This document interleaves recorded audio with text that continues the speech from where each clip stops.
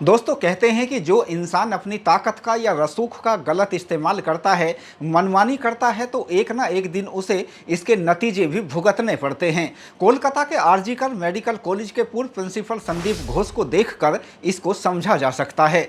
CBI की 100 घंटे से ज़्यादा की पूछताछ ने उनकी नींद उड़ा दी। सीबीआई ने उनके घर तक रेड कर डाली तो सबूत भी मिल गए। फिर क्या पत्नी और क्या परिवार सब सामने आ गए। प्रिंसिपल अपनी भाषा में समझाने की कोशिश कर रहे थे। वह नहीं चाहते थे कि कॉलेज में चलने वाला कोई भी कारनामा सबके सामने आ जाए। हाईकोर्ट से लेकर सुप्रीम कोर्ट तक उनके झूठ और लापरवाही आईने की तरह एकदम साफ साफ हो गए। दोस्तों, कोलकाता केस की कहानी में प्रिंसिपल संदीप घोष की भूमिका पर शुरू के दिन से ही सवाल उठाए जाते रहे हैं। दोस्तों, सबसे पहले इस वारदात को समझिए।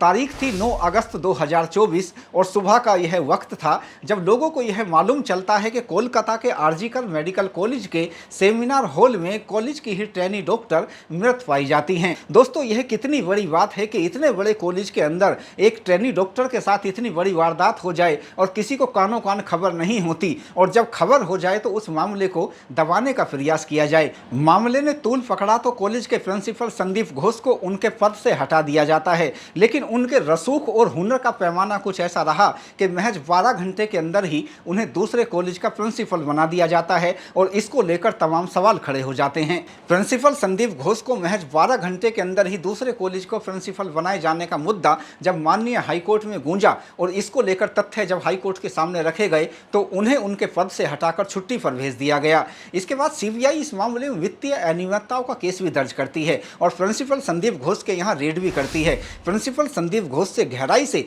अलग अलग चरण में 100 से ज़्यादा घंटों तक पूछताछ की जाती है। उनके परिवार से पूछताछ की जाती है और उनके घर के अलावा जो अन्य ठिकानों पर छापेमारी की गई, उनके घर से जो कागजों को बरामद किया गया, उन्हें सील मोहर कर दिया गया, वह इन्वेस्टिगेशन का पार्ट होंगे। इसके साथ ही ईडी की तरफ से भी वित्तीय अनियमितताओं के मामले की उनके विरुद्ध जांच शुरू हो जाती है और सीबीआई यह चाहती है कि इस मामले में तस्वीर पूरी तरह साफ हो जाए। लेकिन यह बात पूरी तरह साफ हो चुकी है, कोर्ट के सामने साफ हो चुकी है कि शुरू के दिन से ही प्रिंसिपल ने पूरे मामले को दबाने का प्रयास किया। हैरानी की बात यह है दोस्तों, माननीय सुप्रीम कोर्ट के जज साहब को यह कहना पड़ा कि उन्होंने अपने कैरियर में इस तरह की लापरवाही नहीं देखी। कोई प्रिंसिपल इस तरह से मामले को दबा दें और घंटों मामले को दबाया जाए। और यह सोचने की बात है कि जिन माता पिता की लड़की चली गई इस दुनिया से, उनके दर्द को ना समझते हुए उन्हें यह समझाने का प्रयास किया गया कि वह इस मामले को रफा दफा कर दें। इसको लेकर हर कोई हैरान होता है। कॉलेज के नेटवर्क को लेकर भी खुलासे हो रहे हैं कि कॉलेज के अंदर कैसे कैसे नेटवर्क चले आ रहे थे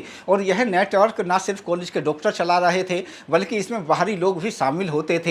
और आरोप है कि इन सभी लोगों को कॉलेज के प्रिंसिपल संदीप घोष का संरक्षण प्राप्त होता था और यह रेजिडेंट डॉक्टर्स का जो एक गुट था और यह तय करता था कि किस छात्र को पास करना है, किसको फेल करना है।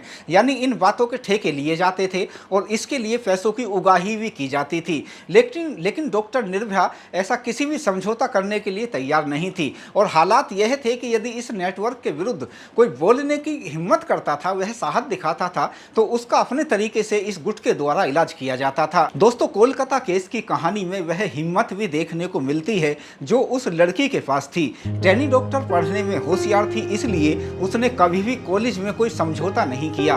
ठीक उसी की तरह उसके दुनिया से चले जाने के बाद उसके माता पिता समझौता नहीं करते, वह किसी की बातों में नहीं आते और अपनी लड़की को न्याय दिलाने के लिए वह पूरी हिम्मत से डटकर सबके सामने आ जाते हैं। इस मामले में सीबीआई जांच जारी होती है और इस मामले में न सिर्फ संदीप घोष बल्कि संजय रॉय के अलावा 4 अन्य रेजिडेंट डॉक्टर्स व अन्य एक सिविक वॉलंटियर का पोलियोग्राफी टेस्ट भी कराया जाता है। हालांकि जो टेस्ट के नतीजे हैं वह उतार चढ़ाव भरे हैं, उनको लेकर खुले तौर पर कोई दावा नहीं किया गया, लेकिन यह माना गया कि जो संजय रॉय है उसने अपना जो जुर्म है उसको कबूल कर लिया। पूरे मामले का दोस्तों यह भी एक बहुत बड़ा सच है कि यदि निर्भया के माता पिता ने हिम्मत ना दिखाई होती और देश के डॉक्टर्स सड़कों पर ना आए होते तो शायद यह पूरा केस ही दब गया होता और यह किसी दूसरे रूप में जनता के सामने होता और यह सच कभी सामने नहीं आता कि डॉक्टर निर्भया के साथ वास्तव में उस रात क्या क्या हुआ था।